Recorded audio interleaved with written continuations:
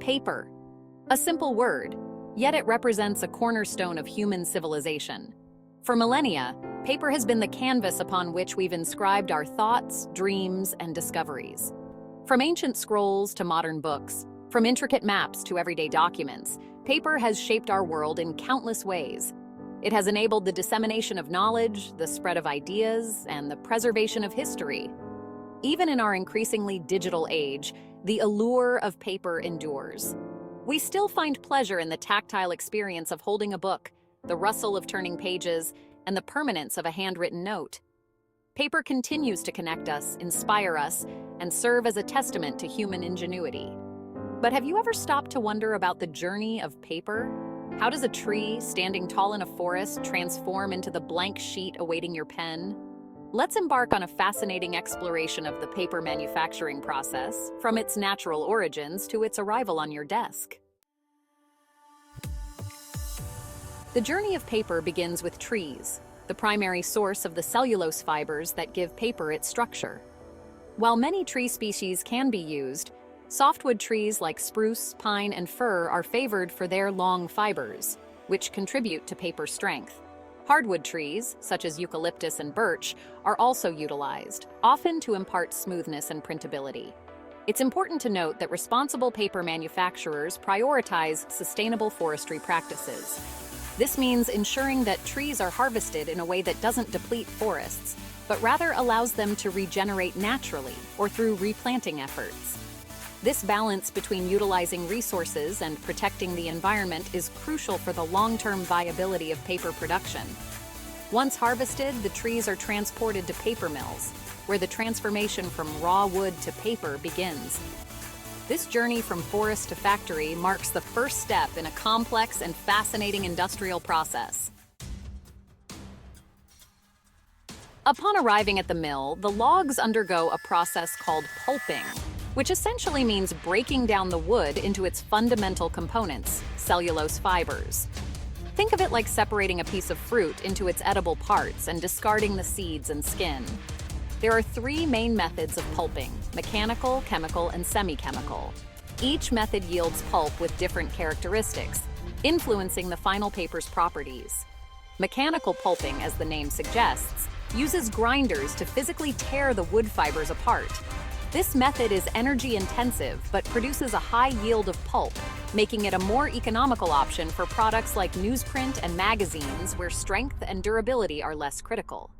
Chemical pulping, on the other hand, employs chemicals to dissolve the lignin, the natural glue that binds wood fibers together. This process is gentler on the fibers, resulting in a stronger pulp suitable for higher-grade papers used in books, writing paper, and packaging. Semi-chemical pulping combines aspects of both methods, using a milder chemical treatment followed by mechanical separation. This approach strikes a balance between pulp quality and yield, making it suitable for products like corrugated cardboard and specialty papers. Section 4. Washing and bleaching, purifying the pulp. After pulping, the next stage involves washing and, in many cases, bleaching the pulp to remove impurities and achieve the desired brightness. Washing is a crucial step that involves thoroughly rinsing the pulp to eliminate any residual chemicals, lignin, or other unwanted materials left over from the pulping process.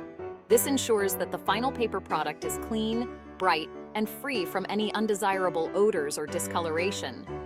Bleaching, while not always necessary, is often employed to enhance the brightness and whiteness of the pulp, especially for printing and writing papers where a pristine appearance is desired.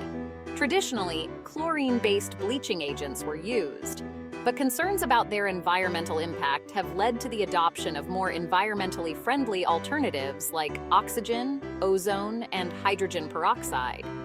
The extent of washing and bleaching depends on the intended use of the paper. For example, paper used for packaging or cardboard may not require extensive bleaching, while high-grade printing paper demands a brighter, whiter pulp. Section 5. Refining, tailoring, texture, and strength. Following the purification process, the pulp undergoes a critical stage known as refining.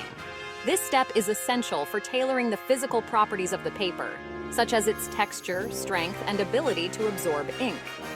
Refining involves passing the pulp through a machine containing rotating elements that gently brush and fibrillate the fibers.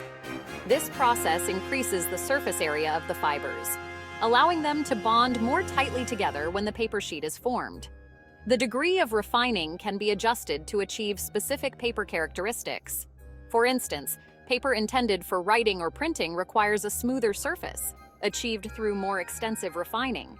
In contrast, paper used for packaging or absorbent products benefits from less refining, preserving its bulk and absorbency. Refining plays a crucial role in optimizing the pulp for its intended application, ensuring that the final paper product possesses the desired combination of strength, texture, and functionality. Section 6. The birth of a sheet, from slurry to solid form. With the pulp refined and ready, the magical transformation from a watery slurry to a recognizable sheet of paper takes place. This step, known as sheet formation, is where the paper truly begins to take shape. The refined pulp, now resembling a thin milkshake, is diluted with water to create a carefully controlled slurry. This slurry is then fed onto a moving wire mesh screen, often referred to as the wire. As the wire moves forward, gravity and suction work in tandem to drain the water away from the pulp, leaving behind a thin, wet web of interwoven fibers. While still on the moving wire, the nascent paper sheet passes under a dandy roll, a large cylindrical sieve that further enhances its formation and imparts watermarks or other patterns if desired. This continuous process from slurry to wet web happens with remarkable speed and precision. As the wet web travels further along the paper machine, it gradually transitions from a fragile, watery sheet into a more robust and recognizable form, ready for the next stage of its transformation. Don't forget to like and subscribe for more content just like this. Thank you.